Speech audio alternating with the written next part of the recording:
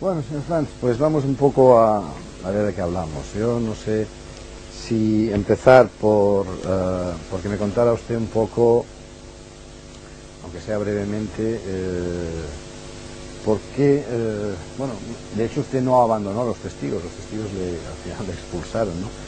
Pero contarme un poco su experiencia cuando fue expulsado de testigos de Jehová. Pues yo fui invitado a ir a la sede central en Brooklyn, pasé unos 15 años ahí y al final en 1980 había pasado 40 años de mi vida en la religión, dedicando mi tiempo cabal a la actividad. Y por lo natural, el dejar algo que ha ocupado toda la vida es un cambio grandísimo para uno, lo era para mí. Y un poco, ¿cuál fue la razón por la cual usted fue, bueno, primero separado del cuerpo gobernante y más tarde expulsado? Pues durante mis años, los 9 años que pasé en el cuerpo gobernante, me iba preocupando más y más al ver la forma en que se controlaba tan estrechamente a las vidas de las personas. Y yo no veía base bíblica para la autoridad extremada que ejercieron sobre las personas. La mayor parte de las sesiones que celebramos como cuerpo gobernante se empleaban en formular nuevas reglas, nuevas normas que se imponían. Y el no observarlas llevaba a la expulsión enseguida. Pues noté que iba aumentando un sentido adverso hacia mí a través de los años, la tensión iba aumentando, pero al final, cuando estuve fuera, empezó lo que yo llamaría una inquisición ahí en la misma sede,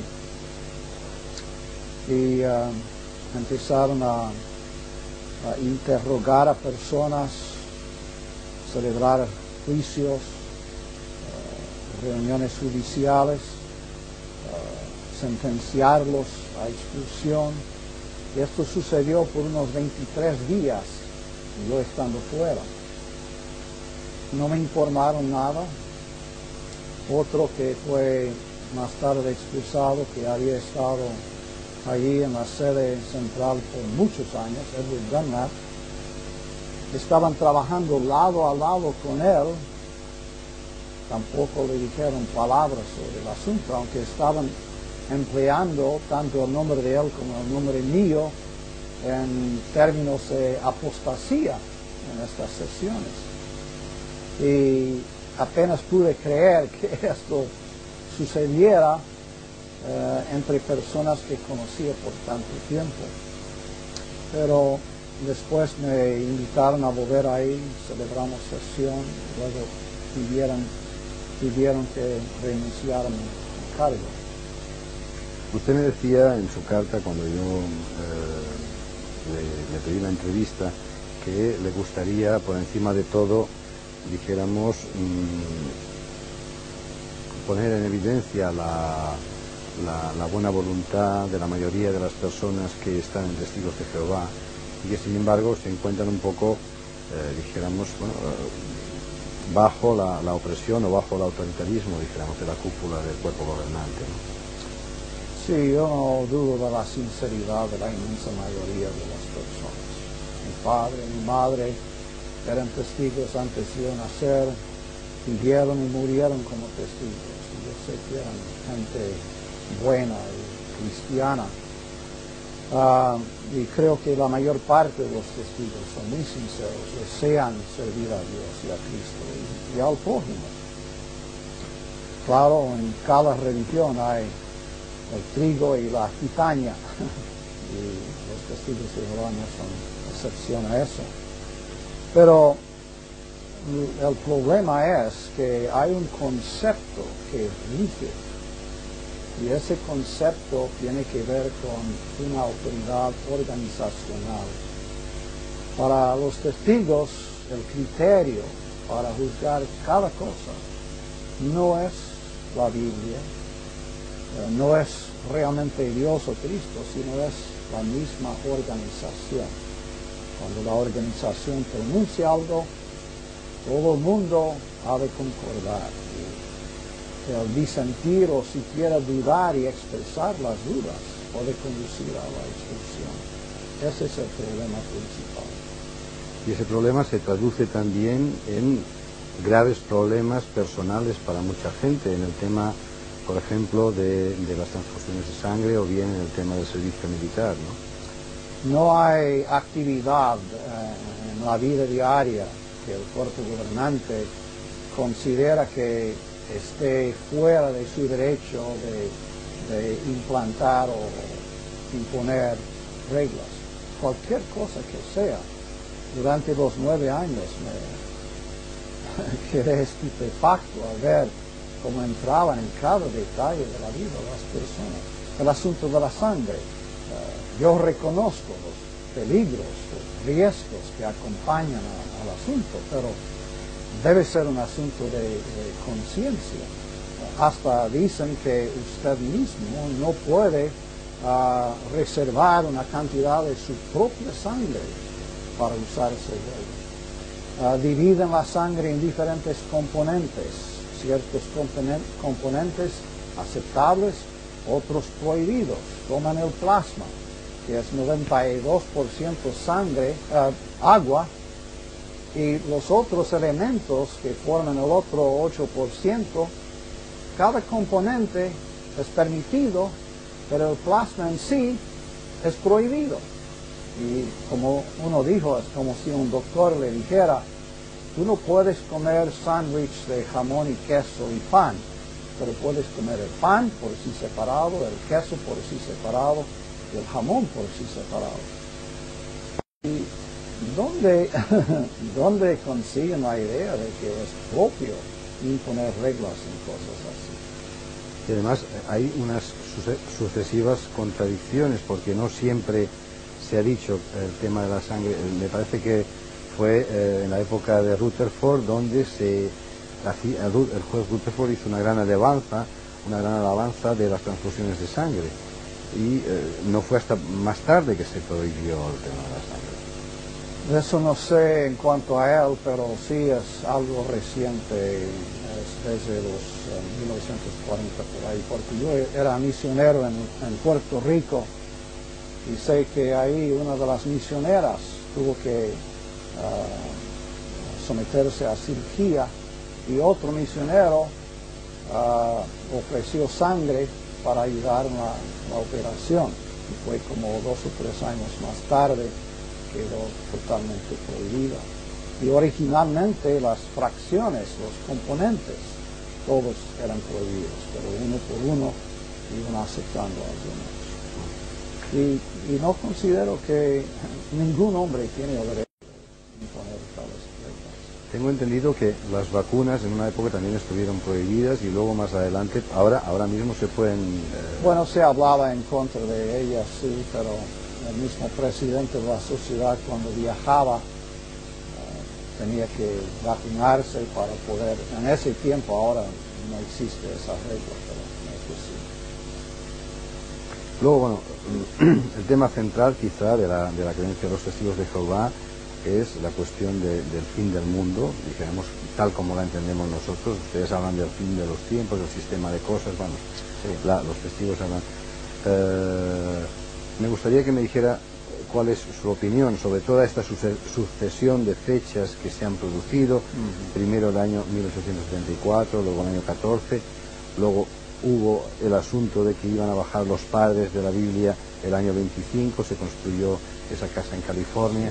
Me gustaría que me contara un poco todo esto, esta sucesión de fechas, los retrasos, etcétera.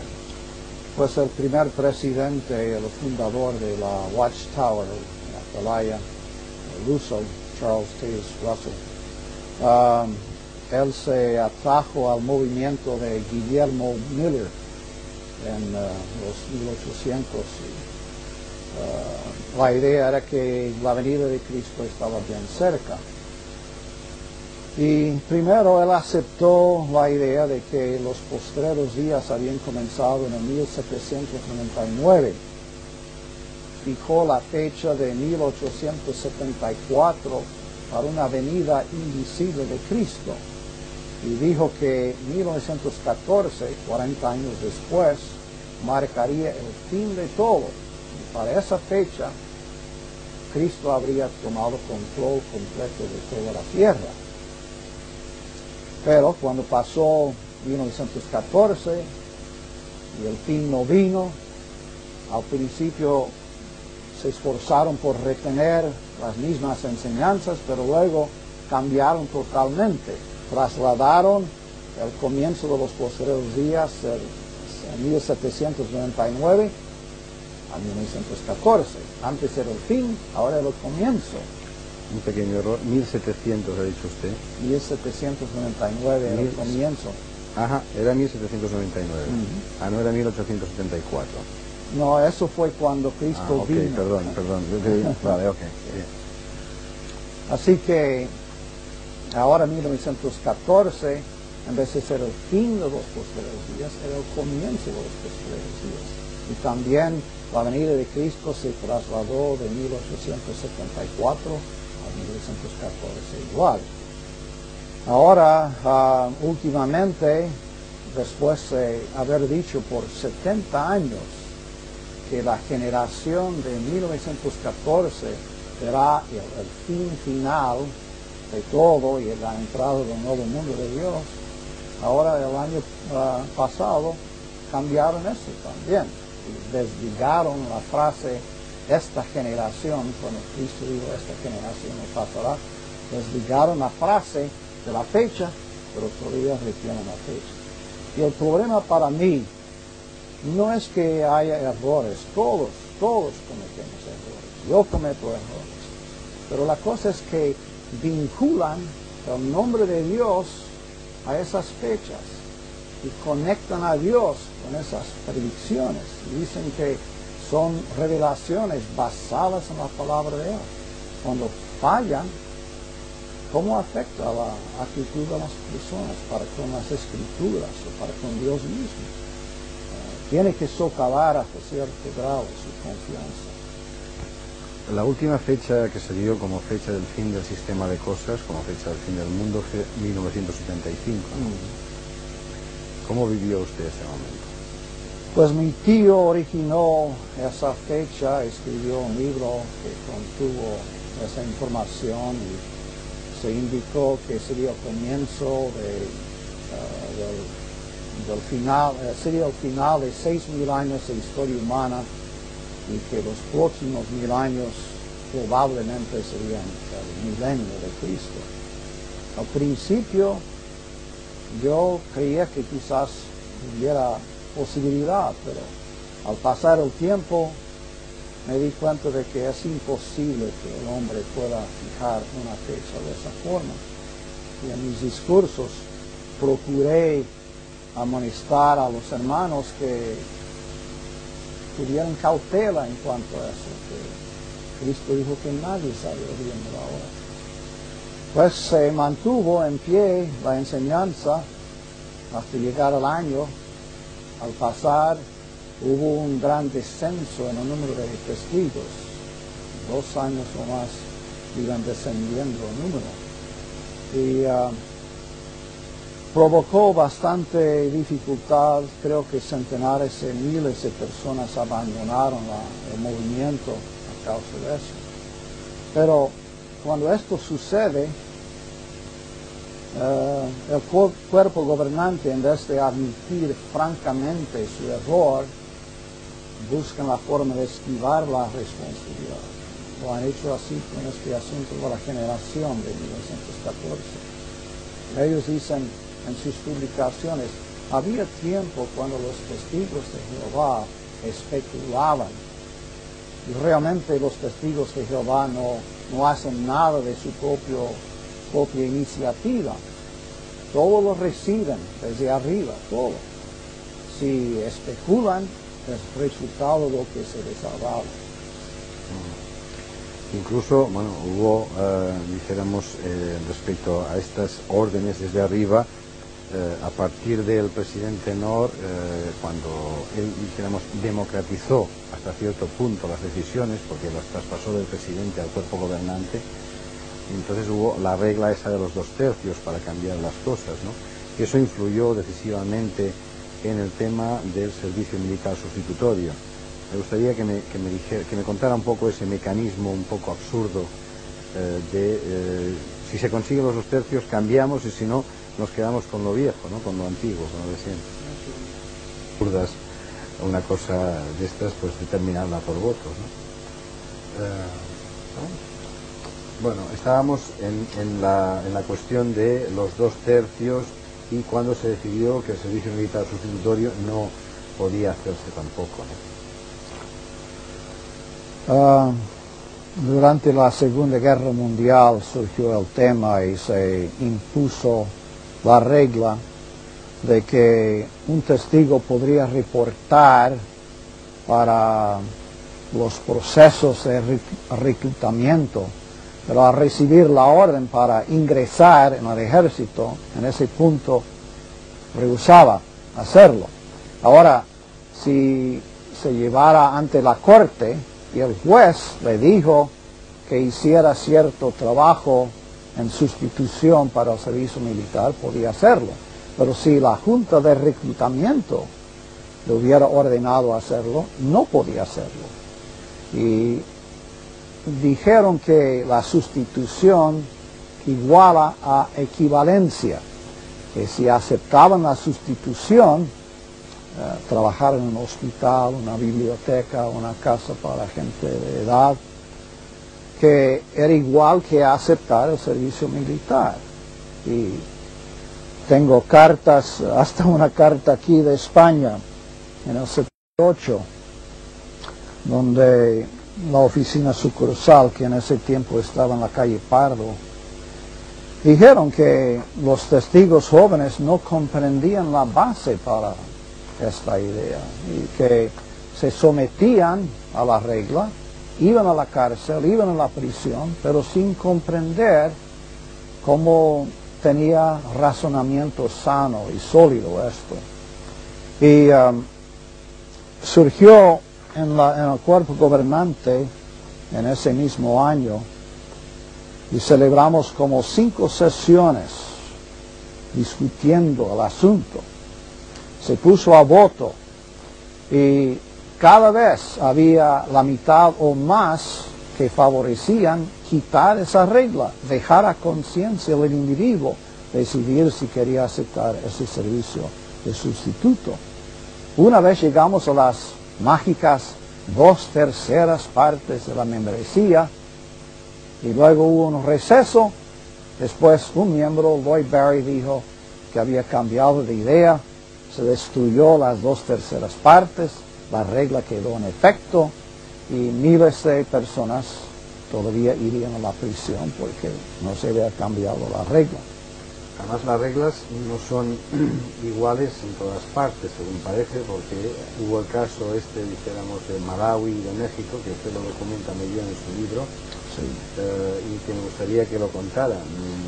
Yo no sé si los testigos van a creer en esto. Yo he argumentado con algunos de ellos y me han dicho que es absolutamente falso, que es imposible que los testigos de Jehová en México sobornen a ciertos oficiales para que les den la cartilla militar. Me gustaría que esto lo dejara muy, muy claro. Porque Pues yo mismo ignoraba totalmente el asunto hasta que fui enviado a México en el 78 y los miembros del comité de la sucursal me explicaron el asunto de que allí en España, dijo en México, había el servicio militar y tenían que tener una cartilla firmada indicando que habían cumplido con eso y que era costumbre, no una cosa rara, sino costumbre, que fueran algún oficial militar que estuviera dispuesto a poner su firma, le pagaban una cantidad de dinero y así evitaban eso. Y el por qué los miembros del comité de sucursal me hablaron del asunto era que estaban leyendo de lo que pasaba con los testigos en Malawi. En Malawi se les pedía a los testigos que compraran una tarjeta del partido que gobernaba el país. Era un país unipartidista, un solo partido en todo el país. Así que el partido en efecto era el gobierno. Costaba unos 25 centavos o algo así. La sucursal en Malawi les avisó que no habían de hacer eso, que sería quebrantar su neutralidad. Como resultado hubo olas violentas o de violencia increíble. Quemaron centenares de hogares, campos sembrados, mataron a algunos, ultrajaron a más de 1.000 de las mujeres de entre los testigos. Había un tiempo en que 20.000 testigos habían huido del país a Mozambique y otros países vecinos. Pues sabiendo que eso estaba pasando y había varias olas de violencia, pues perturbaba a estos testigos en México, sabiendo que sus propios testigos acostumbraban pagar sobornos para que la cartilla les fuera firmada. Yo volví a Brooklyn y presenté el asunto ante el cuerpo gobernante y nada se hizo. ¿Y esto por qué sería? Quizá un poco por una política, dijéramos, de cercanía de México. México, como es un país más cercano a Estados Unidos, etcétera, bueno, les dejamos tal, mientras que lo africano quedaba más lejos. Pues este arreglo imperaba por muchos años y lo habían presentado antes de hablar conmigo. Como 15 años antes habían escrito a la sede central y recibieron carta del presidente de la sociedad. Ahora, en México tenían una situación distinta. La organización operaba no como organización religiosa, sino cultural. Y creo que era para evitar problemas con el gobierno y no llamar atención a la religión que decidieron permitir eso. El presidente dijo que es asunto de ellos, es un asunto individual, personal. El individuo tiene que decidir. Pero en Malawi, evidentemente, fue mucho más sangrante el asunto, ¿no? Era mucho más... Horrible. Pero no se dejaba conciencia de ellos decidir. Y eso me afectó y había asunto tras asunto así a través de los 9 años que la tensión iba aumentando para mí en mi corazón. En España, yo cuando he hablado con compañeros acerca de este asunto, con periodistas y tal, bueno, voy a hacer un reportaje sobre testigos de Jehová, el problema que significa, dijéramos, como secta y tal. La idea en general es, tanto por parte de los compañeros como por parte de la sociedad, que los testigos no son malos, no hacen daño a nadie, con lo cual, ¿por qué te vas a meter con ellos, no? Sí. Sin embargo, los testigos dicen no, bueno, o los ex testigos dicen no hacemos daño a nadie, pero a nosotros mismos, ¿no? A nosotros mismos sí. Es un problema no, quizás el denunciar estas prácticas de los testigos, como decía usted, víctimas de las víctimas, ¿no? Me gustaría que entrara un poco en esa cuestión. We may have to cut here, and quizás tenemos que interrumpir. No comprendo precisamente qué aspecto. A ver, yo lo que quiero que usted me cuente es que la organización quizá no sea mala para la gente de fuera, para la gente que no pertenece a la organización. Sí, no. Es decir, otras sectas pueden ser malas por sus prácticas, y en esto se tiende a sectas muy de tipo sexual, drogas, etcétera, que conllevan, dijéramos, perjuicios incluso para la gente. Sin embargo, en el caso de los testigos, todo el mundo dice, bueno, los testigos son buenos, hacen sus cosas, venden sus libros, punto. Sí. No, yo concuerdo con ese punto de que no constituyen un peligro severo para ninguna comunidad donde se hallan. Y creo que el daño que existe es para los individuos mismos, ellos mismos, porque en efecto tienen que entregar a un grupo de personas derechos que cada uno debe tener para sí, como derechos dados por Dios, su derecho de pensar para sí mismos, su derecho para guiarse por su propia conciencia, su derecho de leer e investigar y ensanchar su conocimiento, pero todo eso es controlado. El asunto llega al punto donde para ellos lo que viene de la organización es como si fuera que viniera de Dios mismo. Se les enseña que la organización es el conducto de Dios, el único conducto de Dios, y que por medio de ese conducto Dios habla a los humanos, da su mensaje para toda la humanidad a través de ese conducto. De modo que si la organización ha hablado, para ellos llega a ser como si Dios hubiera hablado. Y considero eso peligroso. Conduce no solo a la desilusión, sino al fin y al cabo, en muchos casos, puede conducir a la pérdida completa de la fe. A mí como observador, como periodista, lo que me choca mucho de los testigos, que se llaman a sí mismos testigos cristianos, es decir, que siguen la doctrina de Cristo, amar a tu prójimo, etcétera, no tengan ningún tipo de actividad altruista. Es decir, ellos, los testigos, no ayudan a los pobres, no ayudan a los enfermos, no ayudan a personas, dijéramos, ajenas a los testigos en general. No es una religión centrípeto, es decir, la atención se dirige adentro. Su único interés en los de afuera es para convertirles a que vayan a ser testigos. Para ellos esa es su actividad caritativa, el ir a las puertas con la literatura y ofrecer la literatura. Y eso para ellos es el amar al prójimo. Pero en la Biblia no hallamos eso presentado como cristianismo. El discípulo Santiago dijo que la religión verdadera y pura es atender a las viudas y a los huérfanos. Así que crea un sentido de exclusivista, y eso también lo veo como una cosa que tergiversa el sentido del cristianismo. Pero incluso para los testigos que dedican toda su vida a la organización, que viven en un Betel sin sueldo prácticamente, con sus necesidades básicas cubiertas, ¿qué ocurre con algún miembro de estos en caso de que deje de pertenecer a Testigos de Jehová por cualquier motivo?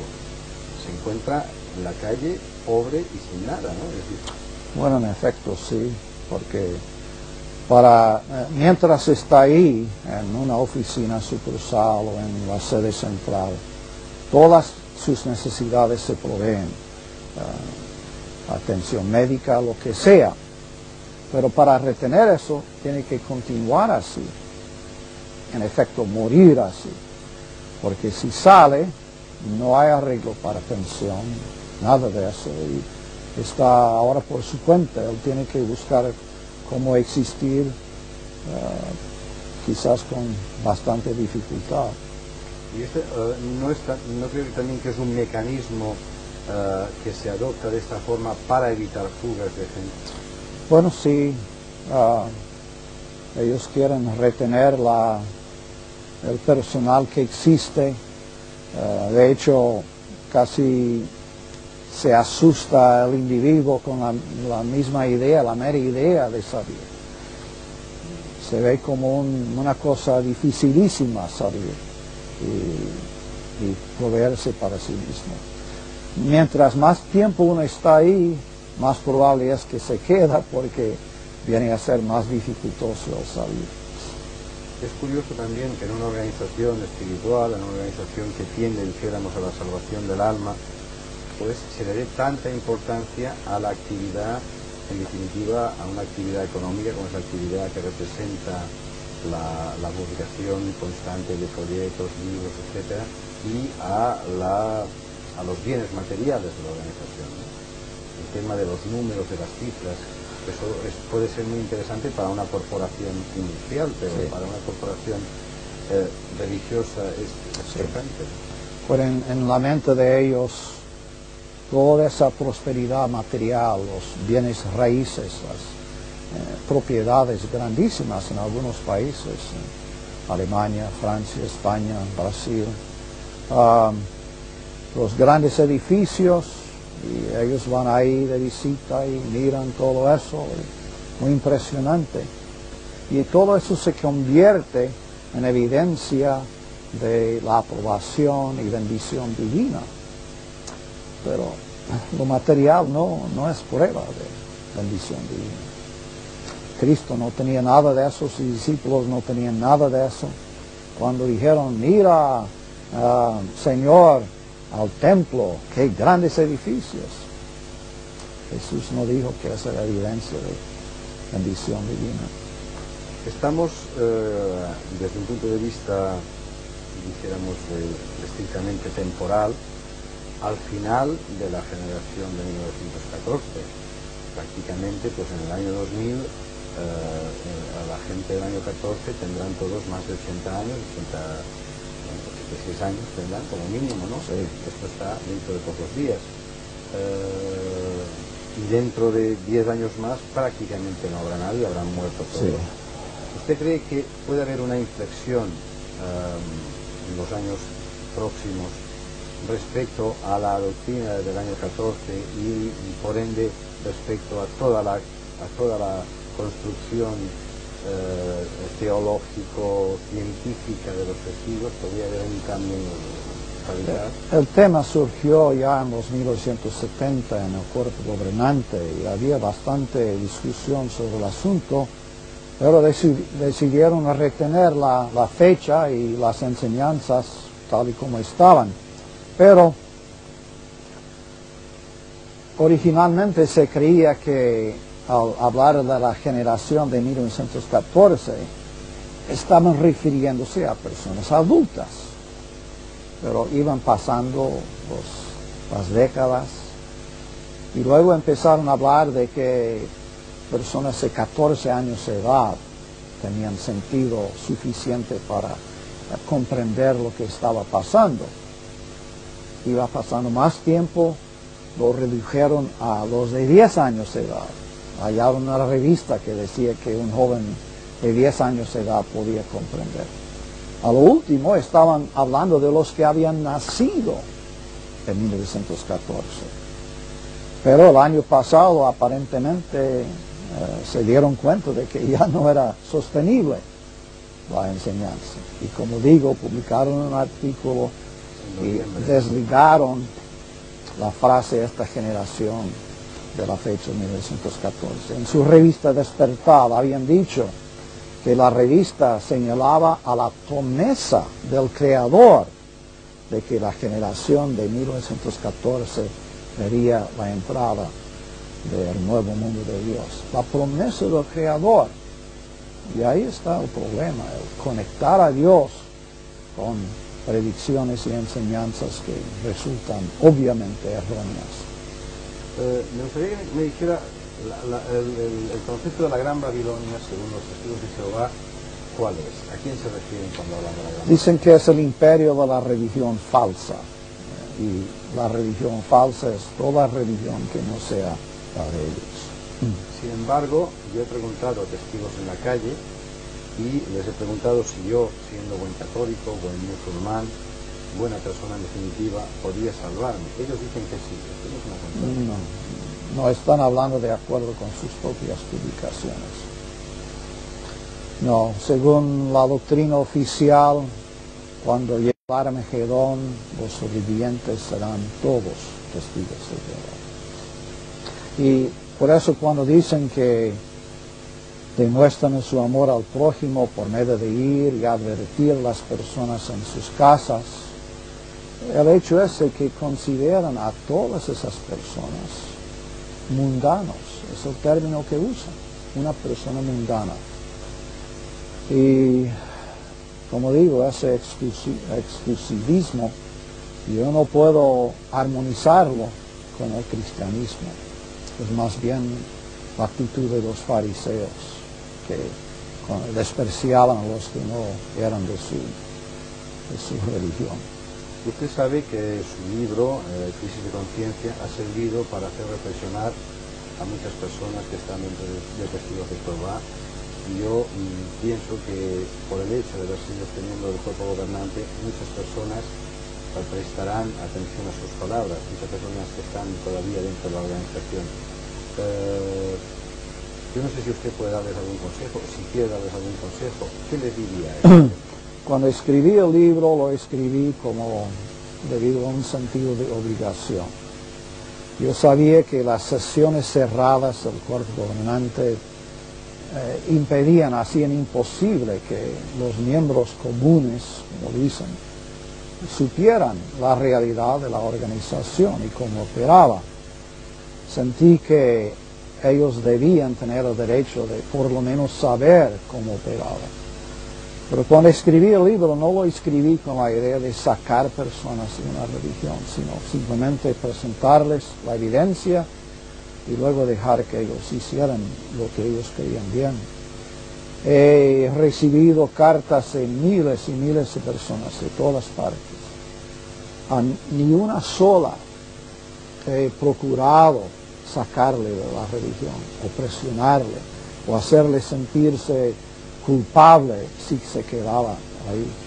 Muchas personas que me escriben, que me llaman, todavía están asociados, hasta ancianos.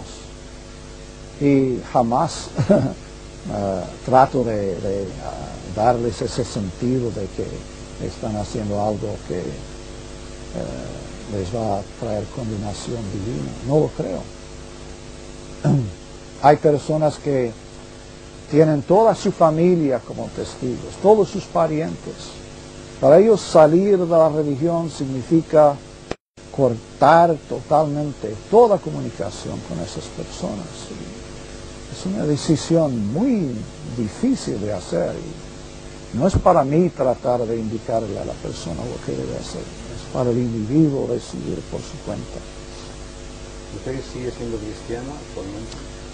Sí, nos reunimos con otras personas en el vecindario para leer y estudiar la Biblia. No pertenezco a ninguna denominación, no me interesa hacerlo. Ok, pues si quieres ahora, pues...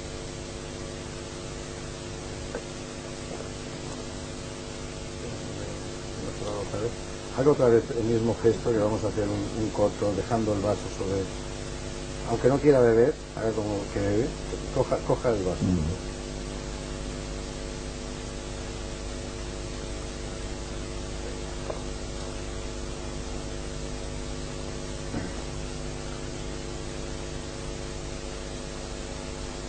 Y usted se sentiría descansado, ¿no? Después de, hasta cierto punto, o se sintió muy, aparte de dolido, se sintió un poco descansado cuando lo expulsaron. Oh, sí, era un alivio enorme, casi increíble. Cuando recibí la llamada telefónica, estaba en Alabama, de que mi expulsión quedaba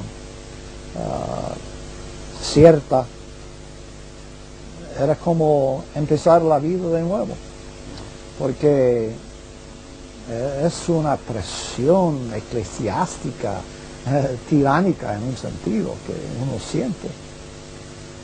Uno cuando comparece ante un comité judicial, uno entra ahí sin derecho ninguno. Ellos tienen todos los derechos. Pueden preguntarle con quién usted ha hablado, ha recibido correspondencia de alguien, ha leído algún libro. Ellos tienen todo el derecho para hacer cualquier pregunta que les guste, pero usted no tiene derecho ninguno, en efecto.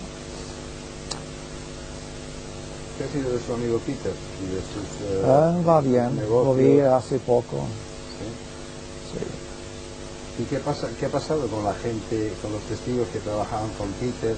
Había muchos en un tiempo, él tenía muchos testigos trabajando por él, pero poco a poco todos iban saliendo los superintendentes de circuito al visitar la congregación les presionaban hasta cierto grado y no creo que haya testigo alguno trabajando ahí ahora.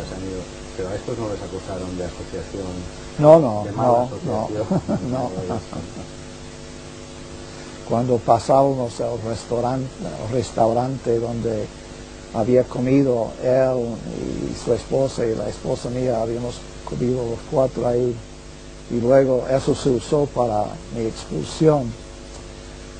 Nos referimos al restaurante como la escena del crimen, era el nombre que les dábamos. Y entonces él decidió dimitir en cuanto a su posición de anciano. Yo las personas que conozco que han salido todas, dijéramos, en base a una reflexión interna, no por cuestiones de tipo organizativo, Sin embargo, las cuestiones de tipo organizativo son las que más influyen, las que tienen más peso en la vida de estas personas. Es decir, que ellos han... La caída del comunismo. Y aquí a su retiro de Georgia le vienen a ver mucha gente y tal. Bastante, sí. La semana que viene un testigo anterior, testigo de Francia. El 9 viene un Obed Torres, que es estudiante universitario en Chicago. Un anciano de Nueva York que es jamaicano, originalmente de Jamaica. Él viene en marzo, hacia fines de marzo. Ellos le consideran un poco en fin, un poco como una guía espiritual de alguna forma. No tanto eso, sino debido al hecho de que pasé por esas experiencias en el cuerpo. Y en cuanto a mí, fue una, como decimos, una casualidad que pasé por lo que pasé. No es que yo sea diferente a otros, pero sucedió así, por casualidad. Serví esos 9 años y creo que debo utilizar la experiencia para beneficio de otros si puedo. Usted no habla para nada de su tío, de su relación personal con su tío, nada en el libro, ni media coma. En las últimas impresiones del libro en inglés relato algo de cartas que le escribí. Era un hombre un poco extraño, muy inteligente y muy disciplinado mentalmente. Él